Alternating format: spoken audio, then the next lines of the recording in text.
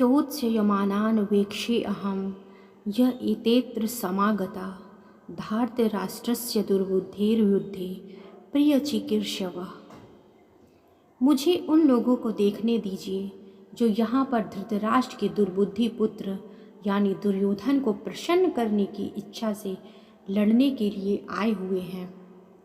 अर्थात यह सर्वविदित था कि दुर्योधन अपने पिता धृतराष्ट्र की सांठगांठ से पापपूर्ण योजनाएं बनाकर पांडवों के राज्य को हड़पना चाहता था।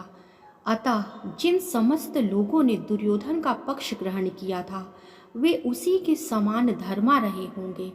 अर्जुन युद्ध प्रारंभ होने के पूर्व यह तो जान ही लेना चाहता था कि कौन कौन से लोग आए हुए हैं, किंतु उनके समक्ष समझौता का प्रस्ताव रखने की उसकी कोई योजना नहीं थी। यह भी तथ्य था कि वह उनकी शक्ति का, जिसका उसे सामना करना था, अनुमान लगाने की दृष्टि से उन्हें देखना चाह रहा था। यद्यपि उसे अपनी विजय का विश्वास था क्योंकि कृष्ण उसकी बगल में विराजमान थे। संजय उवाच एव मुक्तो ऋषिकेशो गुडाकेशेन भारत सेनयोरुभयोर्मध्ये स्थापयित्वा रथोत्तमम्।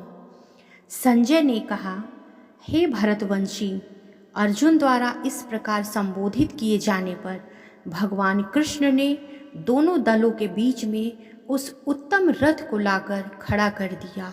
अर्थात इस श्लोक में अर्जुन को गुडाकेश कहा गया है। गुडाका का अर्थ है नींद, और जो नींद को जीत लेता है वह गुडाकेश है।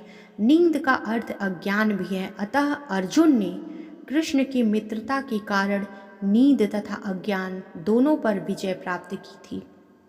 कृष्ण के भक्त के रूप में वह कृष्ण को क्षण भर भी नहीं भुला पाया, क्योंकि भक्त का स्वभाव ही ऐसा होता है। यहाँ तक कि चलते अथवा सोते हुए भी कृष्ण के नाम, रूप, गुणों तथा लीलाओं के चिंतन से भक्त कभी मुक्त नहीं रह सकता। अतः कृष्ण का भक्त उनका निरंतर चिंतन करते हुए नींद तथा अज्ञान दोनों को जीत सकता है। इसी को कृष्ण भावना मृत या समाधि कहते हैं।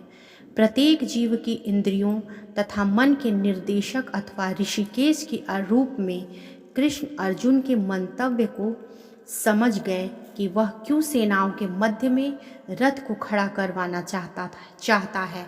अतः उन्होंने वैसा ही किया और फिर वे इस प्रकार बोले, हरे कृष्णा कृष्ण कृष्णा हरे हरे, हरे रामा राम रामा हरे हरे।